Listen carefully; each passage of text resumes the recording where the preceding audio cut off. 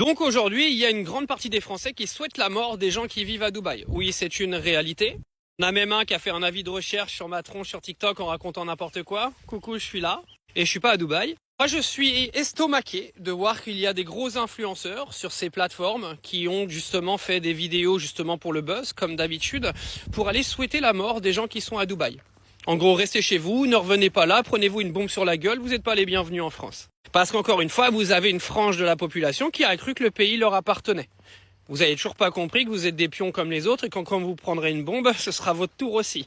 Faut quand même savoir que tous ces influenceurs qui ont des millions d'abonnés ont une responsabilité auprès de leur communauté et déverser de la haine aujourd'hui envers une partie de la population qui est partie s'expatrier à l'étranger, je trouve ça extrêmement dangereux et très peu responsable.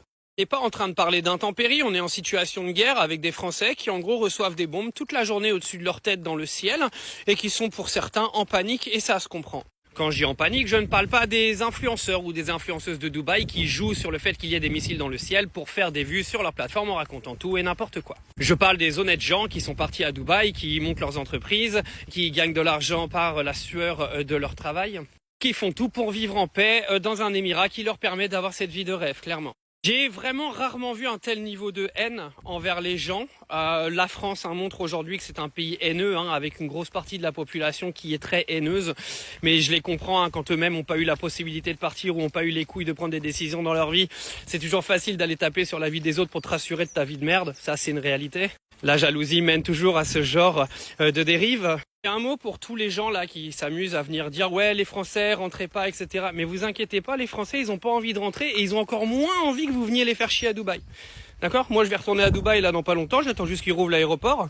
Mais restez chez vous, Restez chez vous. Le moins il y a de Français débiles à Dubaï, le mieux on se porte nous. Nous il y a que les Français intelligents là-bas. À part certains qui ont pris leur téléphone pour faire n'importe quoi avec, mais bon ça c'est pas une majorité.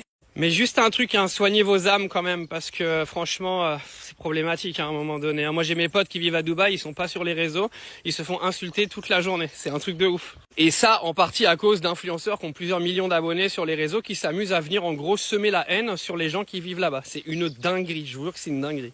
Au passage, je tiens à féliciter les Émirats arabes pour leur travail absolument exceptionnel parce qu'ils sont en situation de crise. Ne vous inquiétez pas, ce genre de pays vont se servir de cette crise pour justement grandir et peut-être préparer leur population un peu plus à une potentielle guerre, comme le fait beaucoup Israël par exemple. Et je tiens à vraiment féliciter le gouvernement des Émirats parce qu'ils font un travail exceptionnel. C'est-à-dire qu'avec le nombre de bombes qui sont passées dans le ciel, il n'y a aucun mort je crois, ou peut-être un à Abu Dhabi qui a pris un résidu de missile. Les gens n'ont pas été impactés vraiment, à part être restés bloqués dans les aéroports etc. Mais ça en situation de guerre, il n'y a pas le choix.